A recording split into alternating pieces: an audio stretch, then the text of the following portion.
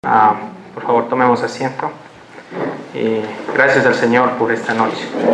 De seguro sé que hemos sido edificados por la palabra que compartió nuestro querido hermano y pastor Vicente Terán. Es para mí un gran privilegio estar primeramente delante del Señor y también poder predicar también a ustedes en esta noche. Siempre es un privilegio, hermano, servir al Señor. No hay palabras, hermano.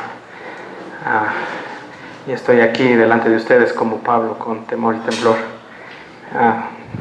Estoy temblando porque es Dios el que nos lleva siempre a hacer las cosas, a servirle de una manera como Él desea. Y hoy en esta noche, hermanos, siguiendo con el estudio, vamos a hablar acerca de la sola fe.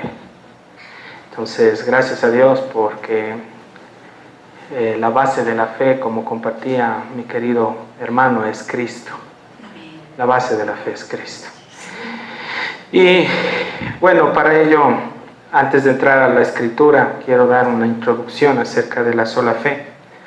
Entonces, hay que entender que uno de los asuntos primarios de la Reforma Protestante fue directamente la controversia que existió, y nuevamente cito, de la Iglesia Católica Romana. En sí, la controversia fue que ellos creían y aún creen que la salvación es por obras, por lo cual nosotros sabemos, hermano, que no es así. No es así. Esto ha venido a ser un insulto directamente ¿para qué? Para la doctrina bíblica. Esto ha venido a ser directamente también un insulto para la sola fe. Cuando hablamos acerca de la sola fe, entendemos que quiere decir solo por fe o solamente por la fe. Es un término latín, nuevamente cito, que quiere decir esto, sola fe. Hay que entender que la sola fe también es conocida históricamente como la doctrina de la justificación de la fe solamente. De la fe solamente. Y esta ha sido una de las doctrinas y de la teología cristiana que debe de primar siempre en una iglesia sana. Siempre en una iglesia sana. Y para ello vamos más adelante, y quiero decirles una cosa: el eje central de una iglesia tiene que ser esta enseñanza: la justificación solo y absolutamente por medio de la fe. Estos términos, justificación, lo que es fe, lo vamos a ir desarrollando a lo largo de esta noche. Entonces, hay una de las confesiones que yo quería citar hoy, que hace mucho tiempo los reformadores también la usaron, y es la confesión de fe de Westminster, y cito lo que dice esa confesión. Dice: la fe así recibida y reposada en Cristo y su justicia es el único instrumento de justificación, aunque ésta no actúa sola en la persona justificada, sino que está siempre acompañada de todas las demás gracias salvíficas, no siendo una fe muerta, sino más bien una fe que obra por el amor de Dios. De la misma manera, hermanos, la Confesión de Ginebra, y yo quisiera que lo que estoy hablando, yo quisiera que usted lo consulte. Usted puede ingresarse directamente al internet en www.doctrinasdelagracia.com y puede ver lo que quiere decir esto de la Confesión de Westminster más amplificado, ¿no? Por el tiempo no lo saqué porque es un poco extenso. Pero también la Confesión de Ginebra señala la necesidad para aquellos justificados por la fe, diciendo, y cito, ¿qué es lo que se dijo en esta confesión? Dijo: confesamos que la entrada que tenemos a los grandes tesoros y riqueza de la bondad de Dios que nos es asegurada es por fe, como también con confianza cierta y seguridad de corazón creemos en las promesas del Evangelio y recibimos a Jesucristo como nos es ofrecido por el Padre y nos es descrito por medio de la palabra de Dios.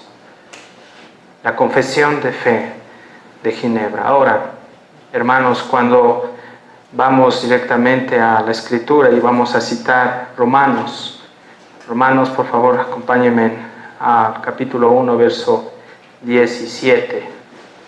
Y la Escritura dice: porque en el Evangelio la justicia de Dios se revela por fe y para fe, Como está escrito, mas el justo por la fe vivirá.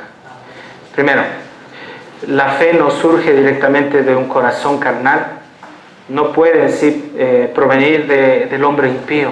¿Por qué? Porque está muerto en delitos y pecados. Con eso nos hace entender que la fe viene de ¿quién? ¿De dónde surge la fe? La fe viene de Dios. Ahora, nadie puede ser salvo, nadie puede nacer salvo, nadie puede heredar la salvación. Nosotros, hermano, no podemos comprar la salvación. Nosotros no podemos a nosotros mismos hacernos salvos ni salvar a nadie. Porque, hermano, la obra de la salvación es únicamente de Dios. Y esta es instantánea, mis queridos hermanos. Entonces, hay que tomar en cuenta algo, mis hermanos. Cuando dice el apóstol Pablo, dice, porque en el Evangelio la justicia de Dios se revela por fe y para fe. Hay que entender que dice que más el justo por la fe vivirá, pero en otra parte dice, otro aspecto dice así, dice que la fe viene por el oír y el oír la palabra de Dios. Recordemos nosotros que si estábamos muertos en delitos y pecados, nosotros no podíamos escuchar la voz de Dios. Nuestros sentidos espirituales estaban inutilizados. Es decir, hermano, un muerto no puede escuchar la voz de Dios. Un muerto no puede reaccionar a Dios. Tenía que necesariamente haber una obra sobrenatural. Y Dios lo que hizo, hermano, nos dio vida. Y cuando nos dio vida, nuestros sentidos espirituales también, hermano, cobraron vida. Y uno de los sentidos que Dios nos dio fue nuestro oído espiritual. Cuando nosotros escuchamos la voz de Dios, Dios hizo algo dentro de nosotros. Y nos inclinó a ¿qué? A buscarlo a Él.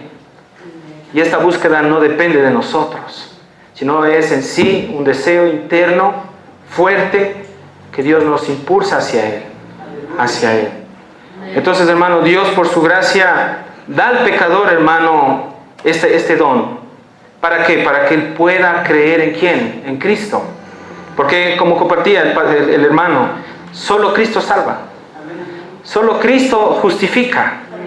Él es la solución para el pecador. Y vemos cómo esto empieza a conectarse, hermano. Vemos que la gracia es primero. Y sabemos que la gracia es un regalo que nosotros no nos merecíamos. Sin embargo, Dios, a través de la gracia, de este paquete, donde hay ciertas de grandes riquezas, muchas riquezas, Dios también incluyó también una riqueza muy importante, que es también la fe, mis queridos hermanos. Entonces, la fe es dada por medio de la gracia. Entonces, la gracia vemos que es primero, hermanos. Después surge la fe. Ahora, ¿qué es la fe? La fe es un regalo. Es un regalo, hermano, de Dios. Entonces, ¿con qué fin se nos dio esta fe? Con el fin de creer en ¿quién? En Cristo. Y aceptarlo como nuestro Salvador. Entonces, hay que tomar en cuenta que también este fue uno de los aspectos importantes de la Reforma protestante y también para nosotros hoy, como cristianos. Martín Lutero, hermanos, antes de que Dios lo salvara, era un hombre muy religioso. Y recordemos que él estaba atormentado en su conciencia por el pecado que él constantemente no podía liberarse.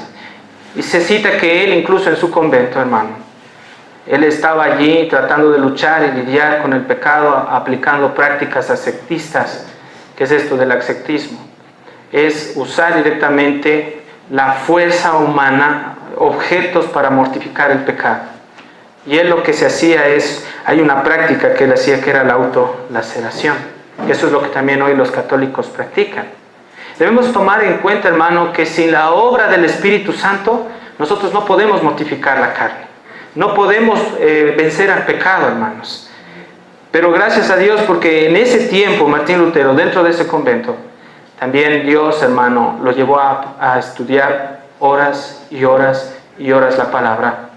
Sin duda hay que entender que él fue un siervo separado antes de la fundación del mundo, para que en ese momento, hermano, la luz de la palabra lo ilumine y entendiese este verso que yo les estoy leyendo. Él citó, él leyó el Romanos 1:17 y él pudo darse cuenta que Jesús, que Pablo a través del Espíritu Santo decía, el justo por la fe vivirá. Y vino la iluminación. Primero Dios lo salvó y vino la iluminación.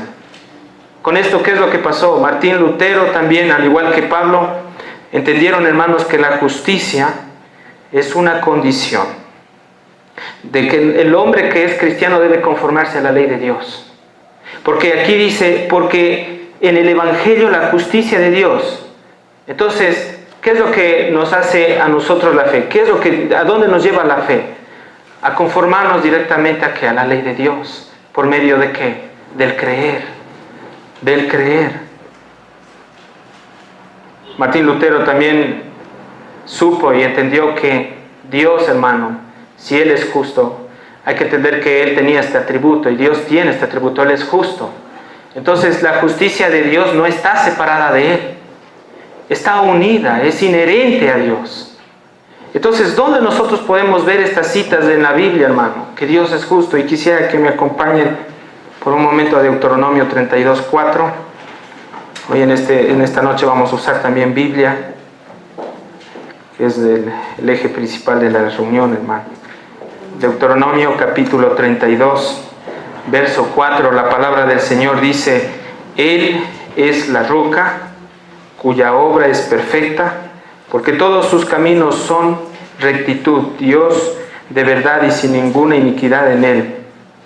Y dice ahí, es justo, ¿y qué es? Y es recto. Salmos capítulo 11, verso 7, dice la palabra del Señor. Salmos capítulo 11, verso 7 dice, porque Jehová es justo y ama la justicia. El hombre recto mirará su rostro. Aleluya, hermanos, porque dice Jehová es justo y ama la justicia. Amén. ¿Quién es justo? Es Dios, hermano. Y Él, por ende, porque está enlazado con la justicia, Él ama su justicia, mis queridos hermanos. Salmo 116:5, por favor. Salmo 116, verso 5. La palabra del Señor dice, clemente es Jehová, ¿y qué dice? Y justo, sí, misericordioso es nuestro Dios. Por favor, vamos a Juan 17:25.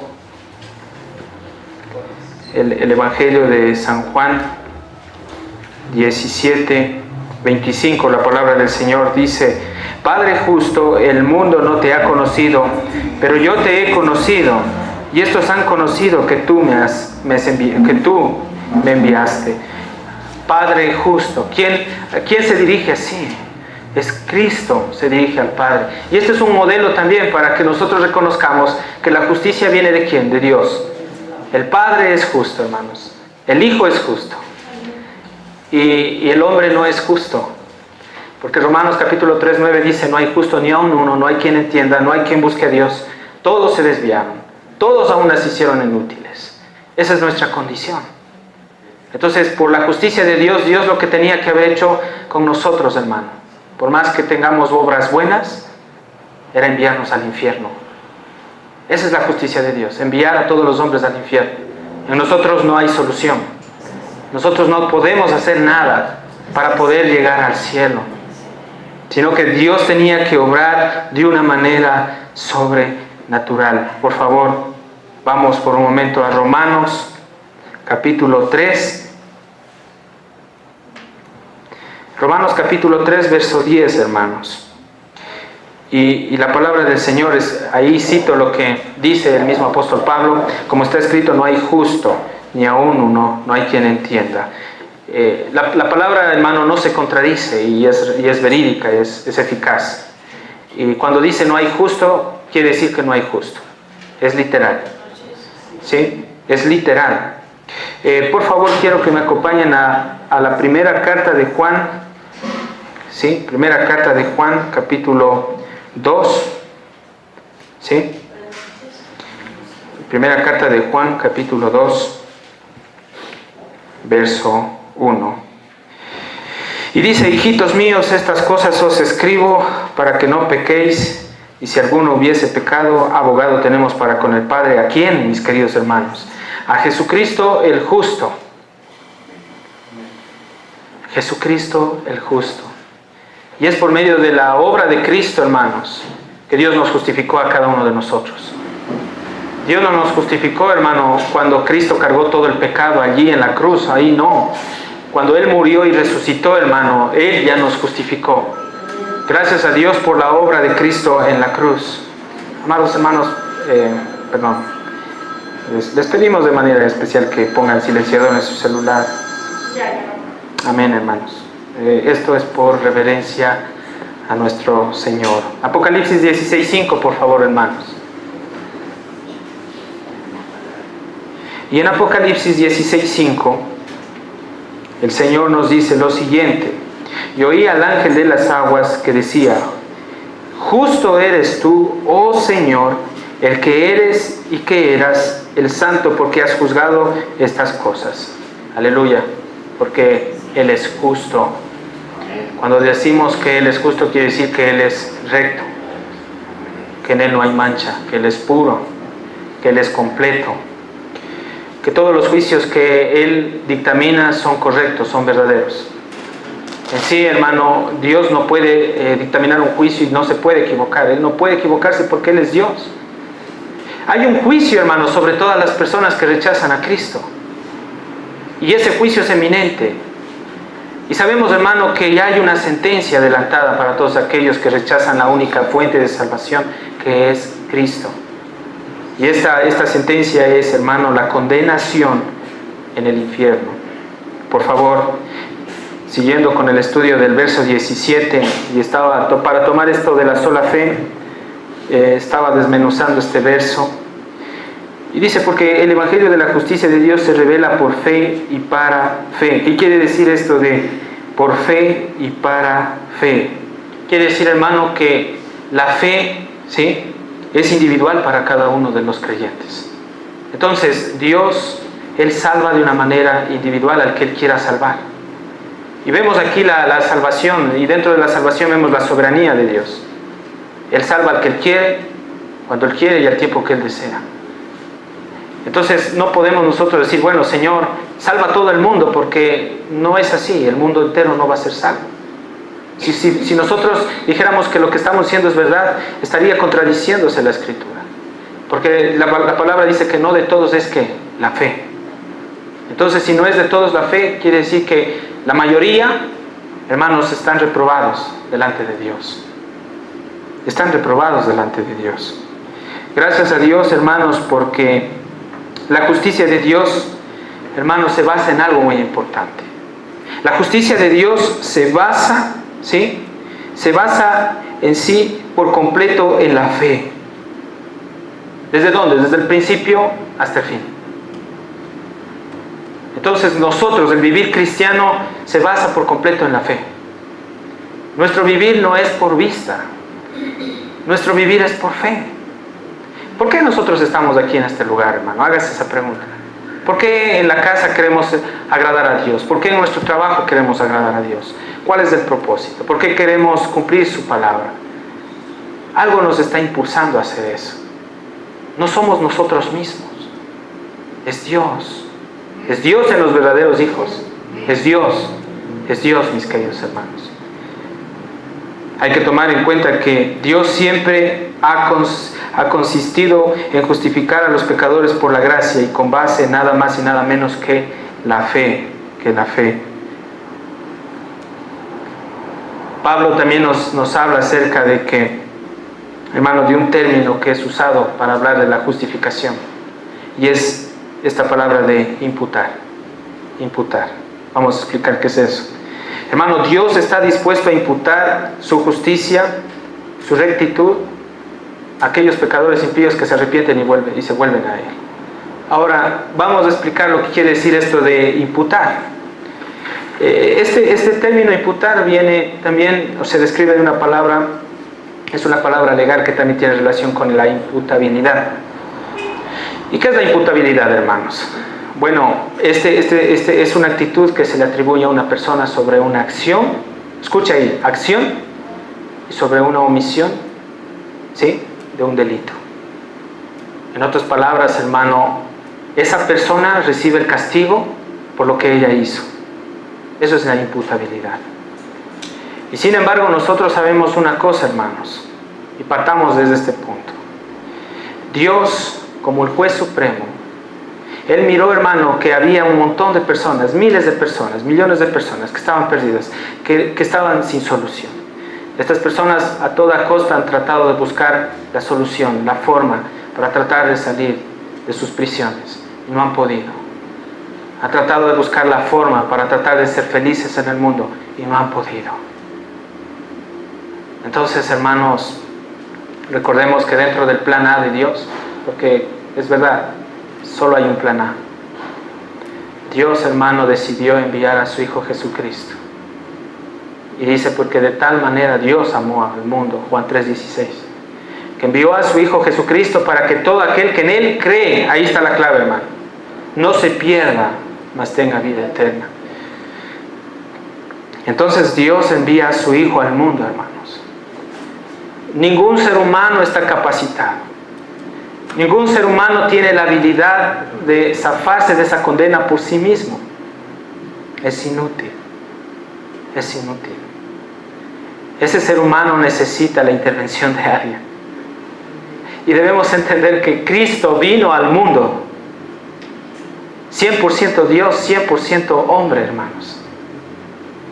Y se presentó a este grupo de personas débiles, frágiles, inútiles, pecadores, para mostrarse Él como la solución para sus vidas, hermano. ¿Qué pasó? Dios se reveló a los que Él quiso revelarse. No todos quisieron venir a la verdad. Él vino por su pueblo, Él vino por los judíos, ustedes saben. Jesús estuvo en medio de ellos. No todos lo recibieron, pero gracias a Dios por aquellos que creyeron. Creyeron en Él por sus palabras. Creyeron en Él por sus palabras. Jesús, hermano, nos ve a nosotros como en un tribunal, perdidos. Nuestro caso está perdido. Ese era el caso nuestro, estábamos perdidos. Hermano, Él sabía que nosotros no podíamos, hermano, ganar este juicio, no podíamos. Ni el precio que nosotros hubiésemos pagado por nuestros pecados no hubiese servido, hermano. Pero aleluya por Cristo. Porque Él viene como nuestro abogado defensor. Y Él se presenta y Él conoce nuestros casos. Él conoció el caso de cada uno de nosotros. Y Él sabía que nuestro caso estaba perdido, hermano. Nosotros estábamos así. Y Él, hermano, no solo nos enseñó su legado, su palabra, sino que también Él hizo algo más profundo que esto. Él se ofreció, hermano, por nosotros. Él pagó por cada uno de nosotros. Él tomó ese lugar de nosotros, hermanos, y dio la vida. Y el costo, hermano, y el precio que Él pagó, nadie, ningún hombre en la historia de la humanidad, hermano, ha podido pagarlo. Nadie. Ninguna persona en la historia de la humanidad puede salvar al pecador, nadie. Pero Cristo, hermano, vino, hermanos. Y Él sufrió, fue martirizado, fue maltratado, fue perturbado. No solo Él fue rechazado por su propio pueblo, no solo Él recibió los azotes, no solo Él recibió la cruz pesada que tenía que cargar. No, Cristo, hermano, tuvo que ir a una cruz. Y ahí en ese árbol, hermano, en ese árbol, allí Él fue colgado. Y solo al juez supremo, que es su Padre, le pudo satisfacer la obra de su Hijo. ¿Cuál es la obra suprema? La obra máxima es la obra de su Hijo en la cruz. Y solo Dios se satisfació de Cristo. De Cristo. Cuando Él estuvo en la cruz, hermano, Jesús Él cargó todos nuestros pecados. Y el mayor sufrimiento de Él allí, aunque estuvo también en su humanidad, y su humanidad fue quebrantada por nosotros, el mayor sufrimiento no fue que le hayan atravesado con clavos en sus manos. No solo fue, hermano, que le hayan puesto una corona de espinos en su cabeza, o que Él se haya desangrado. El mayor sufrimiento de Jesús no solo fue que Él, hermano, estaba ahí, estaba asfixiándose, porque la cruz causaba asfixia. Él pagó un precio horrible. Y la cruz era un instrumento para los criminales más bajos, de lo más bajo. ¿Qué es lo que se hacía en la cruz? En la cruz, hermanos, se denigraba a la persona. Su dignidad era denigrada hasta por los suelos. Eso era lo que hacía la cruz. Y nuestro Cristo, siendo santo, perfecto, todopoderoso, Él pagó por nosotros, hermanos, siendo puro, siendo Dios. Él se humilló tan bajo, hermano, por usted y por mí. Nosotros no nos merecíamos eso. Yo no me merezco, hermano. Y aún le puedo decir aquí, parado en este púlpito, yo no soy digno de lo que Cristo hizo en la cruz. No soy digno. Y por eso hay que entender algo, hermanos. La Biblia dice que maldito es aquel que es colgado ¿en dónde? En un madero. El Padre vio a su Hijo sufrir. ¿Usted cree que Dios estuvo como un sádico desde el cielo diciendo, qué chévere, como mi hijo está subiendo? Mira cómo lo golpean y estaba gozándose. No. El corazón de Dios estaba desgarrándose por ver lo que estaba haciendo el hombre por su Hijo. ¿Y sabe por qué Dios no paró? ¿Sabe por qué Dios no mandó una legión de ángeles? ¿Y por qué no destruyó a los que estaban matando a su Hijo? Es por usted y por mí. Abraham subió con Isaac al monte de Moriah. Y Abraham, recordemos que Isaac llevó el leño ahí en el monte de Moriah. Y Isaac y vemos ahí una relación de padre a hijo, ¿no? Y Isaac le dice a Abraham, papá, ¿y dónde está el cordero? Y Abraham le dice, tranquilo hijo, Dios proveerá. Dios proveerá. ¿Saben? Cuando llegó la hora, dice que Abraham cogió a su hijo y lo iba a sacrificar. Preparó el leño y él le preguntó que dónde estaba el cordero. Y sin embargo, Dios le probó y Abraham iba con el puñal a degollar a su hijo. Pero hermano, muchos de los teólogos y muchas personas dicen, bueno, Abraham como el padre de la fe pasó la prueba. Pero no se dan cuenta que miles de años después el mismo padre cogió ese puñal que tenía Abraham. ¿Saben qué? Y sacrificó a su propio hijo.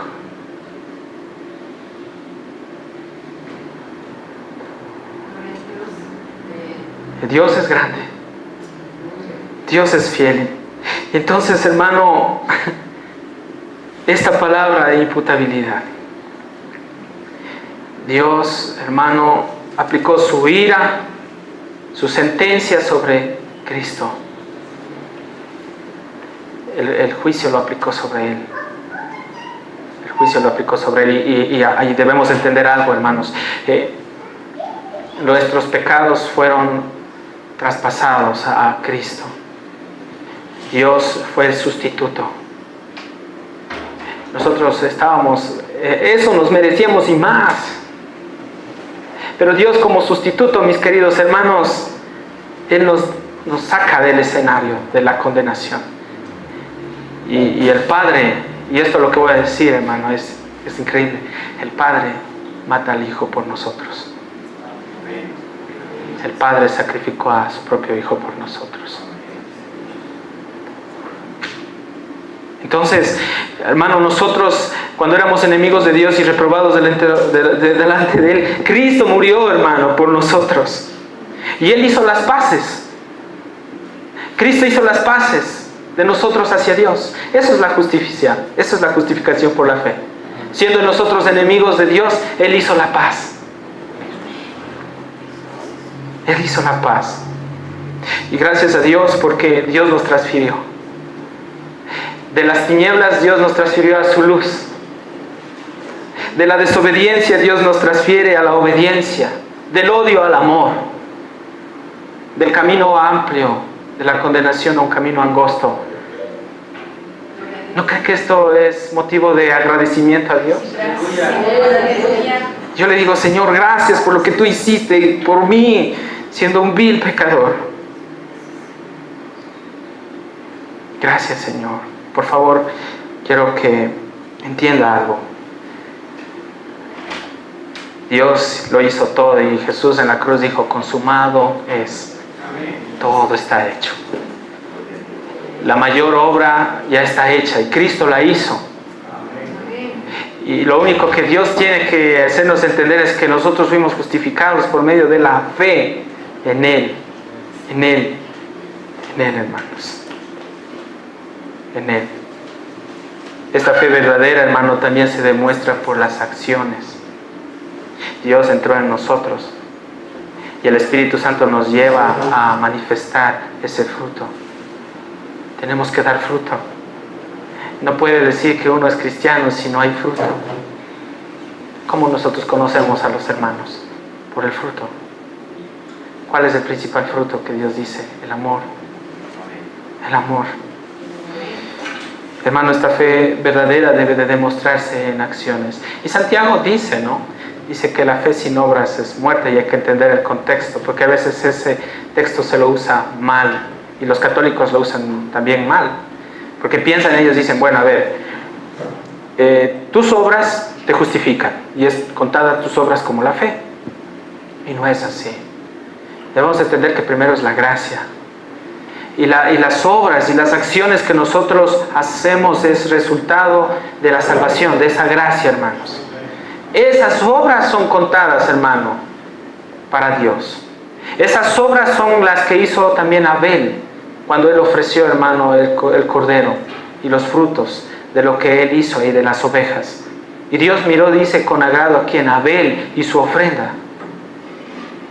Pero había otra ofrenda que Dios no miró con agrado, y fue la ofrenda de Caín. Hermano, todo intento por agradar a Dios, hermano, sin Cristo no sirve de nada. Todas nuestras obras, hermanos, son trapos de inmundicia. Y muchos hermanos que no saben qué era esto de los trapos de inmundicia. Bueno, en la costumbre judía hace 2000 años atrás, las mujeres, no es como hoy que se tienen las toallas higiénicas, sino que habían trapos. Entonces en el momento del periodo ellas se ponían estos trapos, pero cuando pasaba el periodo ellas se envolvían estos trapos y allá a un lugar fuera de Jerusalén que se llamaba Jena. Ese lugar era un horno que ardía constantemente. Entonces, ¿qué es lo que hacían estas mujeres? Ahí botaban todos esos trapos en la Jena. Y por eso también la Jena fue usado este término por los judíos para hablar acerca o referirse a ¿qué? Al infierno. Entonces, todas las obras que nosotros hagamos son trapos de inmundicia. O sea, lo que quiere decir es que todas las obras que nosotros hagamos nos están llevando ¿a dónde? A la Gehenna. A la Gehenna. Todas las obras que nosotros hagamos en Cristo. Entonces, hermano, ¿qué podemos decir esto? Decimos, hermano, que la fe que es en Cristo perdura hasta el fin. La fe no puede fluctuar. Es más, la fe en nosotros, como compartía nuestro querido pastor Vicente, tiene que ser tratada, tiene que ser probada por medio del fuego, al igual como dijo el apóstol Pedro. No os sorprendáis del fuego de prueba que ha venido sobre vosotros, como si algo extraño os aconteciese. Porque esa fe, hermano, es más preciosa que el oro. Tiene que ser pulida, tiene que ser tratada. Esta fe tiene que prevalecer hasta el fin. Esta fe tiene que desarrollarse, tiene que crecer, hermanos. Gracias a Dios, hermanos, por su palabra.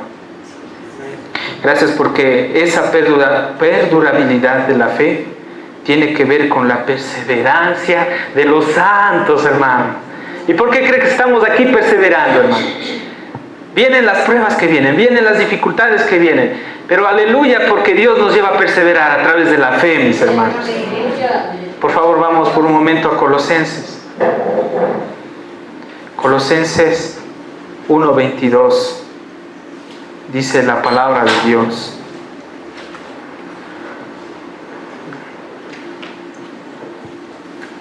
Colosenses capítulo 1, verso 22. Dice, en su cuerpo de carne por medio de la muerte, para presentarlos santos y sin mancha e irreprensibles delante de Él. ¿Cuál es el objetivo de la obra de Cristo? Presentarnos a nosotros, ¿qué dice allí? ¿Cómo nos presenta Dios a Cristo? Santos, dice. ¿Qué más? Sin mancha e irreprensibles delante de Él. Gracias al Señor, hermano. Aleluya. El verso 23. Si en verdad permanecéis fundados y firmes en la fe y sin moveros de la esperanza del Evangelio que habéis oído, el cual se predica en toda la creación que está debajo del cielo, del cual yo, Pablo, dice, fui hecho ministro.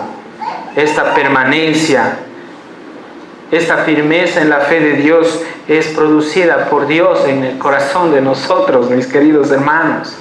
Y nada nos puede mover. Y nada nos podrá detener.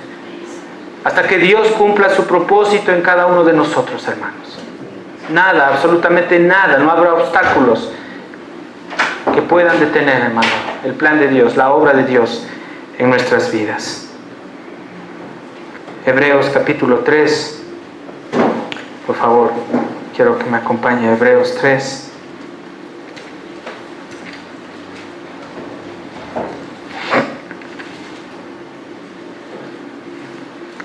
Verso 12.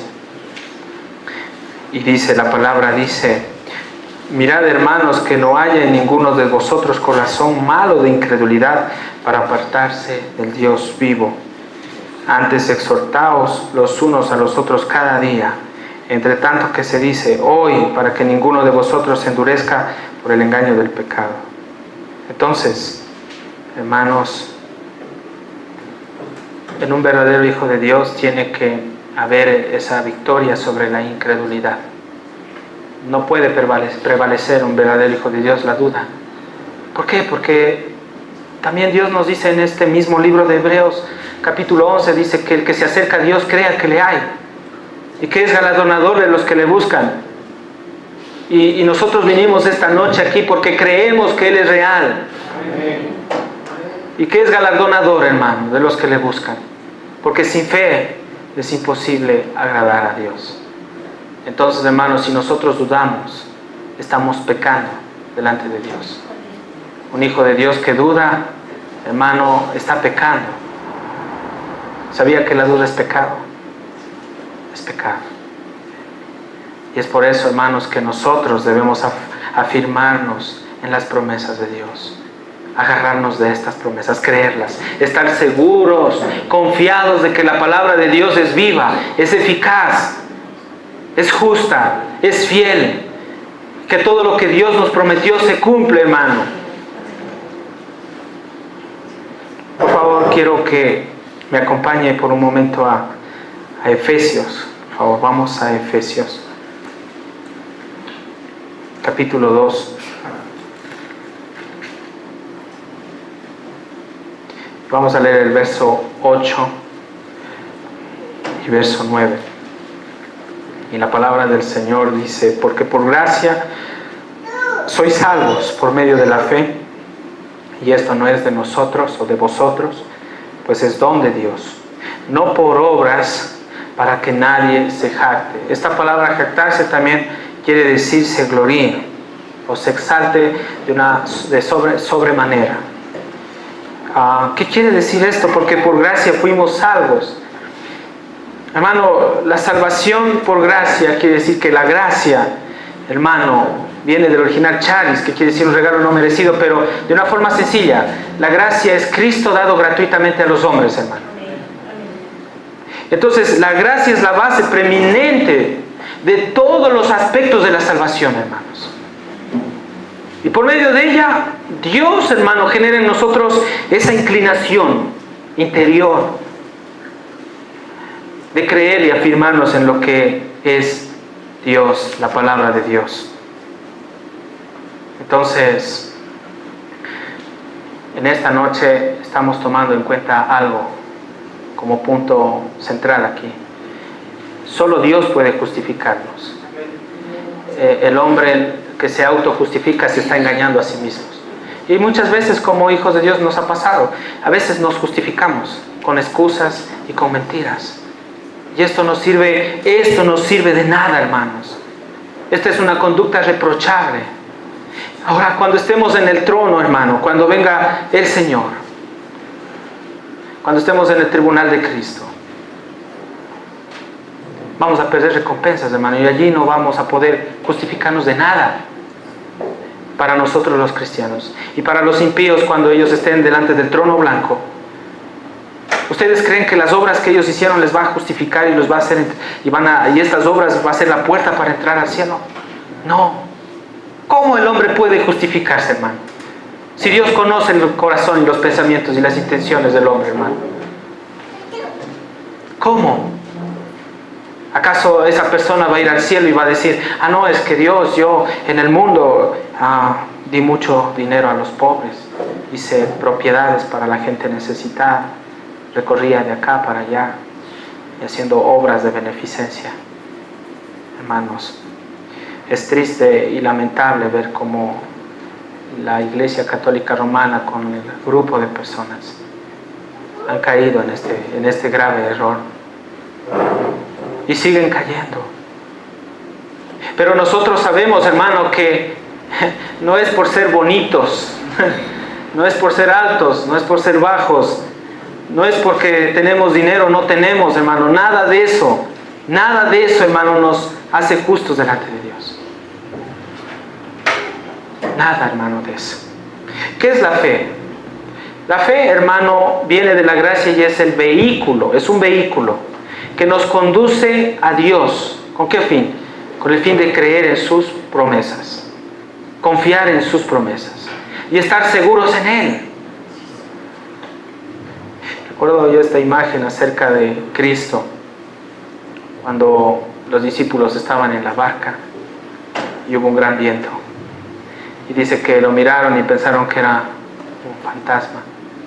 Y Jesús estaba viniendo por sobre las aguas. ¿Y recuerda usted? Cuando la tormenta estaba golpeando la barca, ellos estaban luchando con sus fuerzas, no podían, a tal punto que ya no podían, sus fuerzas no daban más. Y Jesús viene y les dice, no temáis, yo soy. Y eso es lo que Dios hoy nos dice.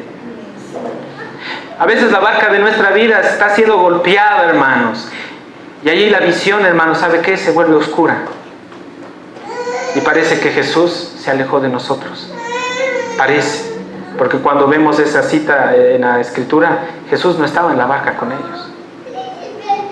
Pero Jesús está allí. Y Él nos dice, no temas. Yo soy. Yo soy. Aleluya, hermanos, porque Él está con nosotros. Y Él nos dice, no temas.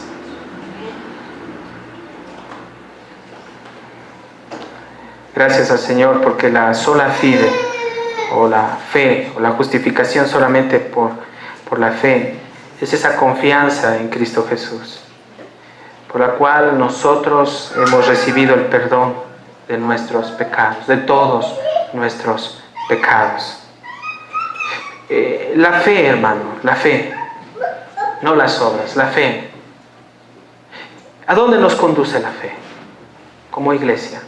La fe verdadera, ¿saben a dónde nos conduce? La fe verdadera nos conduce a mantener una relación personal, a mantener una relación continua. ¿Con quién? Con nuestro Señor Jesucristo. La fe verdadera, hermano, lo que hace es que nos da la seguridad de nuestra salvación. Entonces yo estoy seguro de que soy salvo porque yo creo que soy salvo, pues hermano.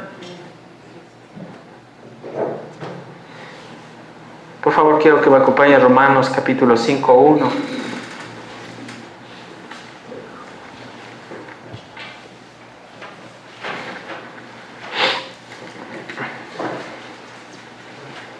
Y hay una palabrita de entrada allí que dice, Romanos capítulo 5, verso 1, dice, justificados pues por las obras. ¿Por qué dice ahí? Por la fe.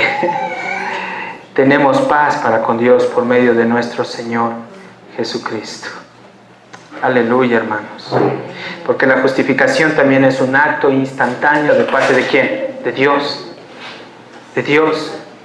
Entonces, como yo les decía, Dios a través de la fe nos declara justos delante de Él. Entonces, Dios nos mira ¿con qué ojos? Dios nos mira con sus ojos justos. ¿Por quién? Por Cristo. ¿Por qué? Porque, hermano, quite usted a Cristo de la escena. ¿Y qué es lo que nosotros nos mereceríamos?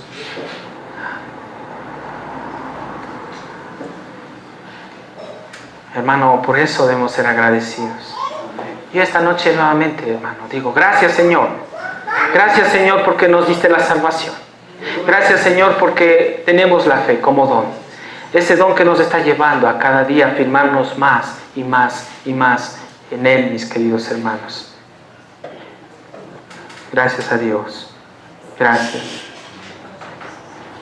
También a través de la justificación, lo que Dios hizo es, cuando nos declaró justos, quiere decir que el acta de los pecados ya no está en contra nuestra. Dios clavó todos los pecados en la cruz. Entonces Dios, por medio de la justificación, Él nos limpió, nos lavó de qué? De nuestros pecados, nos perdonó de nuestros pecados pasados, presentes y futuros. Por lo cual nosotros hoy podemos entrar con confianza, hermano, a la presencia de Dios. ¿Quién fue nuestro sumo sacerdote, hermano? El que pagó por nosotros, Cristo. Él se compadeció de su debilidad, de mi debilidad. Y dice que podemos acercarnos con confianza al trono de la gracia. Aleluya, hermano, porque estar en la presencia de Dios es algo grande. Es algo maravilloso. No todos tienen esta presencia, hermano. Nosotros sí la tenemos. Yo también sé que Dios está en mí. Y yo sé que también Dios está en usted. Creo que es así. Gracias por el fuego del Espíritu. Es muy fuerte el Señor. Oh, Cristo.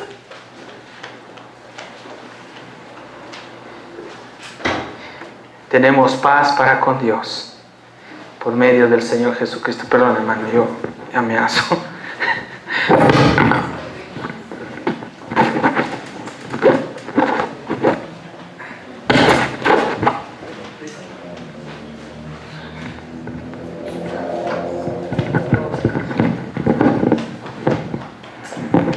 ¿Sí me escucha ahí? ¿Sí? Amén, hermanos. Seguimos. Y el verso 2 dice de Romanos 5:2, dice, por quien también tenemos, y ahí está la clave, hermano, entrada por la fe a esta gracia en la cual estamos firmes. Recordemos nosotros que cuando se ofrecían los becerros y en el antiguo pacto, en el templo, sabemos que habían 3 secciones. Por lo general siempre había en una primera sección estaba el patio, en la otra estaba el lavacro, el lugar donde se sacrificaban los corderos, y solo un sacerdote, una vez al año, ¿sí?, podía entrar a la presencia de Dios y ofrecer ese sacrificio por nuestros pecados. Había un velo que en sí dividía 2 partes. Ese velo, cuando Jesús murió, cuando Él dijo consumado es, se rasgó de arriba a abajo. Y esto quiere decir, este velo representaba la carne de Cristo. Él fue quebrado, Él fue partido por nosotros. Entonces, cuando Él fue partido, Dios nos dio esa entrada. Recuerde, hermano, que Solo nosotros podemos tener esa entrada a la presencia de Dios. Y es por medio de la fe, por la cual nosotros estamos firmes y nos gloriamos en la esperanza de la gloria de Dios. Gracias, mis hermanos, por eso, por la esperanza. Por favor, quiero que me acompañe a Romanos capítulo 8, más adelante. Romanos capítulo 8, verso 33. Dice, ¿quién acusará a los escogidos de Dios? Dios es el que justifica. Entonces, si Dios en el Romanos 5.1 nos dice que hemos sido justificados por la fe, esto es una garantía para cada uno de nosotros. Y no debemos dudar de la justificación de Dios por medio de Cristo. ¿Qué es lo que Dios está diciéndonos aquí? Que, hermano, no hay en sí nadie que pueda a nosotros apuntarnos, acusarnos. ¿Por qué? Porque Dios ya nos salvó. Hermano, ya no estamos sujetos a ninguna clase de condenación. Amén. Y Romanos capítulo 8, 1 dice, ahora pues ninguna condenación. Aleluya. Porque ya no somos condenados. Aleluya, porque Dios nos transfirió, como le decía yo, de la condenación ¿a qué? A la salvación. Somos salvos. Y Dios dice en Romanos 8.1, dice, hermano, ahora pues ninguna condenación hay para los que están en Cristo Jesús. Gracias porque estamos injertados en Cristo. Porque somos uno con el Señor. Porque Dios nos unió, hermano. Porque a Él le plació unirnos con Cristo en su muerte. ¿Sabía que nosotros, hermano, morimos con Cristo? También resucitamos con Cristo. Pero también estamos sentados en los lugares celestiales con Cristo. Los que no andan ya conforme a la carne, sino conforme al Espíritu. Gracias porque nosotros como justificados ya no tenemos que pagar el castigo por nuestro pecado, hermano. Dios quitó esa acta de los pecados, hermano. Gracias a Dios. Gracias, hermanos, porque Dios nos perdonó. Y si tal vez el día de mañana le ofendemos a Dios, yo quiero decirle esto. Aún de ese pecado Dios ya nos perdonó. ¿Por qué? Porque cuando Cristo estuvo en la cruz, la sangre que el Señor derramó no era la sangre de un simple macho cabrío.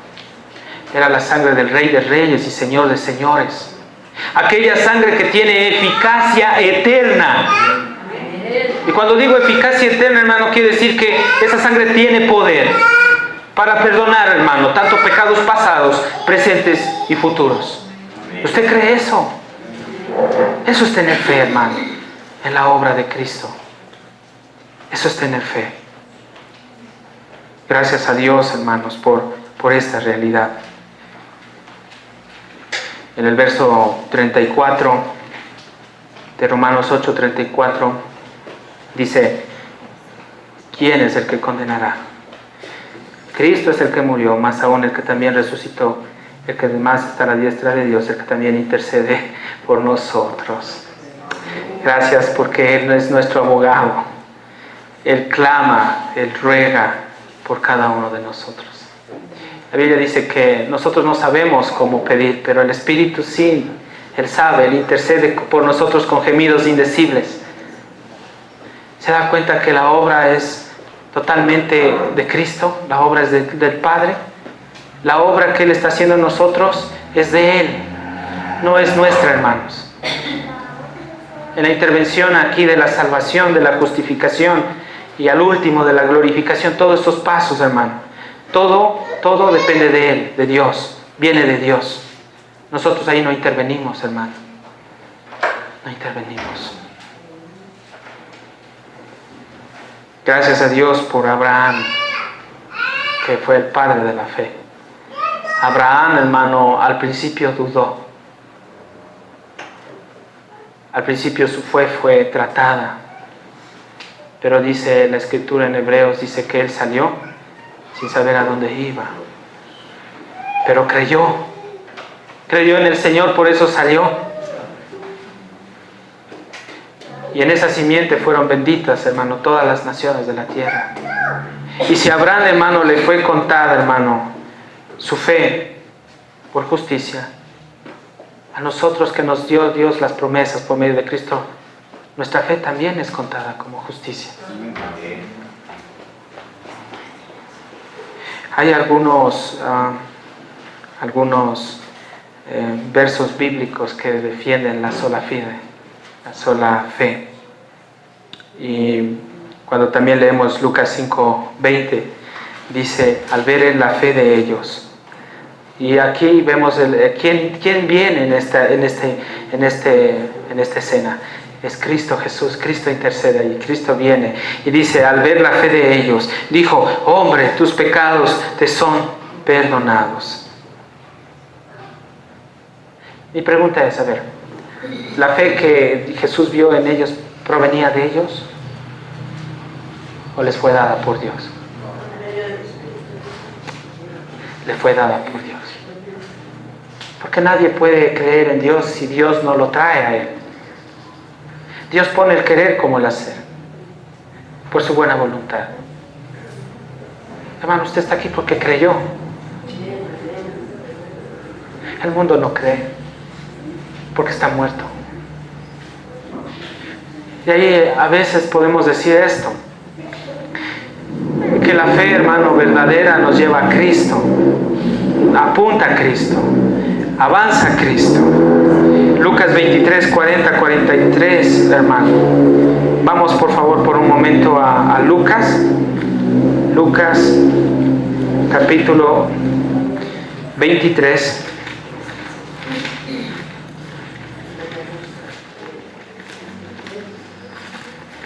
El verso 40-43, que dice la palabra del Señor.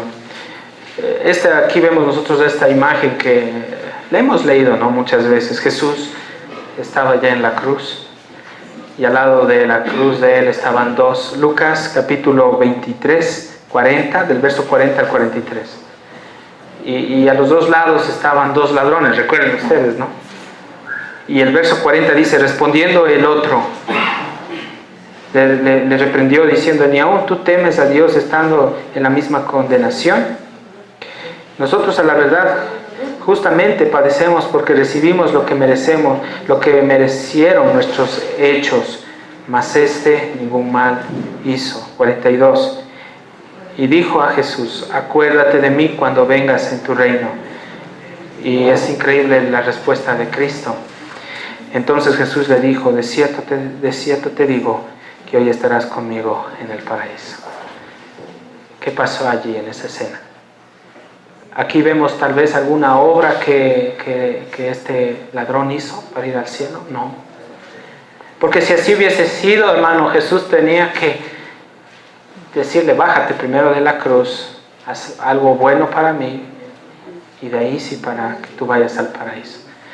Vemos aquí que Dios permitió que este hombre creyera en Él. Él creyó. Él creyó y por eso fue salvo, hermano. Y por eso, hermano, Jesús le dice, entonces Jesús le dijo, de cierto te digo que hoy estarás conmigo en el paraíso. Hermano, este hombre que estaba en esa cruz, al haber escuchado estas palabras, yo digo, hermano, no le ha de haber importado morir en la cruz, porque él sabía dónde iba, hermano. Solo tenía que sufrir por un momento el dolor, pero él sabía dónde iba. Y es por eso que a nosotros, hermano, cuando vengan las circunstancias difíciles, hermano, recordemos la obra que Cristo hizo en la cruz. Pablo dijo, hermano, que las aflicciones del tiempo presente no son comparables con la gloria venidera que ha de venir y se ha de manifestar. Aquí estamos. Esta es una morada temporal, pero aleluya, porque tenemos una morada eterna que está en los cielos para nosotros, hermanos. Gracias a Dios, porque allá vamos, allá apuntamos. Nuestra mira no está aquí. Somos solo extranjeros y advenedizos. Entonces, hermano, ¿por qué usted se aferra a las cosas del mundo? Cuando usted empiece a crecer en Dios, usted va a valorar más las cosas celestiales que las terrenales. Y sé que Dios lo va a hacer así. Juan capítulo 3, 18, hermanos. Me voy a tomar unos 5 minutitos más, hermano. Juan capítulo 3, verso 18. La escritura dice, y son palabras de Dios. Y ahora en esta noche va a entender algo aquí. Son las palabras de Jesús. Y aquí en estas palabras Dios promete algo para sus hijos, pero también vemos aquí que hay una sentencia. Y en el verso 18 dice, el que en Él cree, dice, no es condenado. Pero el que no cree, ahí está la sentencia, hermano, y ha sido condenado, porque no ha creído en el nombre del unigénito Hijo de Dios. Es clave. El que no cree ya está condenado. Eso es todo. Hermanos, gracias a Dios, porque creemos en Él. Aleluya. Y hemos pasado de la condenación a la luz de Dios. Gracias a Dios, porque nuestra salvación está asegurada. No sabe, vea, hermano, yo estoy confiado en Dios. Si esta noche Dios viene y me pasa algo, yo sé dónde voy. Y tengo paz, y tengo seguridad. Pase lo que me pase. Señor, a veces digo, bueno, no sé cómo voy a morir si tú no vienes. Pero sé que aún hasta para el dolor, Dios me va a dar fortaleza para soportarlo.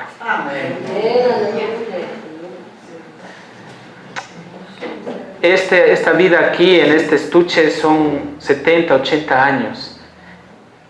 Pero hermano, ¿qué son 80 años para la eternidad? ¿Qué son 100 años para toda la eternidad, hermano?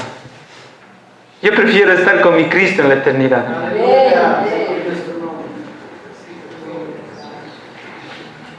Juan capítulo 3, allí mismo, verso 36. Y dice el Señor en su palabra, el que cree en el Hijo tiene vida eterna, pero el que rehúsa creer en el Hijo no verá la vida.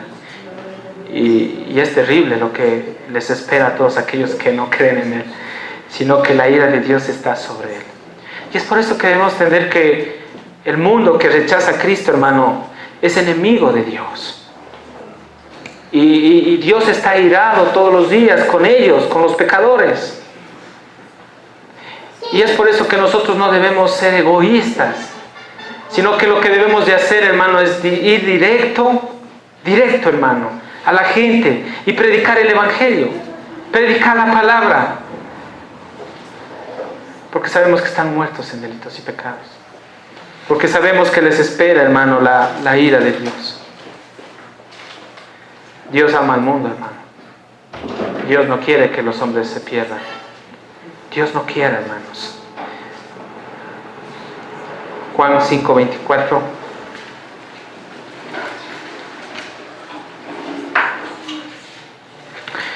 La palabra del Señor dice, aleluya por los que oyen la palabra de Dios. En sí, hermano, solo son los hijos de Dios los que oyen la palabra de Dios. Y de cierto os digo, dice, el que oye mi palabra y cree al que me envió, que dice allí, tiene vida eterna y no vendrá condenación, mas ha pasado de muerte a vida. El verso 28 más abajo dice, no os maravilléis de esto, porque vendrá hora cuando todos los que están en los sepulcros oirán su voz. Gracias porque Dios nos sacó un día de los sepulcros. Amén. Y hemos escuchado la voz de Él. Aleluya, mis queridos hermanos. Gracias al Señor. Juan 6, ahí mismo, Juan 6, 40, el verso 40, dice la palabra del Señor, y esta es la voluntad del que me ha enviado. Palabras de Jesús, hermano. Que todo aquel que vea al Hijo y cree en Él tenga vida eterna, y yo le resucitaré en el día postrero.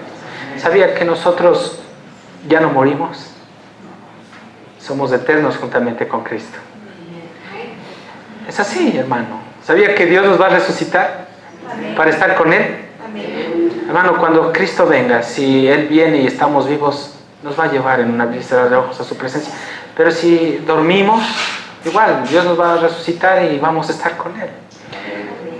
Con Cristo somos eternos, hermano. Y estuvimos desde la eternidad pasada en el plan de Dios. ¡Qué increíble, hermano! ¡Tremendo!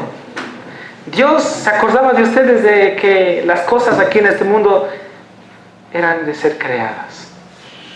¿Sí sabía eso? ¿Que usted es más antiguo que todas las cosas creadas? Porque Él en su plan ya lo tenía usted, hermano. Reservado ¿para qué? Para la salvación. ¡Qué privilegio, hermano! Por eso los hijos de Dios tenemos que levantar nuestro rostro y decirle gracias, Señor.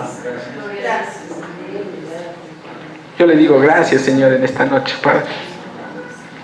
Gracias. El verso 47, Jesús mismo también nos dice, de cierto te digo. Amén, amén, dice. Esta palabra de cierto te digo quiere decir que Él está diciendo algo que es verdad. Y todas las palabras de Dios son verdad. Son dignas de aceptación. El que cree en mí, dice, tiene vida eterna. Y no es vida limitada, no es vida temporal, sino que eterna. Descíframe qué quiere decir esto de eterno en términos numéricos. Sería ilimitado, hermano. Es eterno, pues. Es eterno. Gracias a Dios, hermano. Y quiero terminar, hermano, porque el tema es extenso, pero quería leerle una declaración breve y sencilla de la fe reformada. Y quiero citar en esta noche a un hermano, un querido hermano, bueno, él ya durmió con el Señor, que se llama Benjamin B. Warfield. No sé si de pronto han escuchado de él.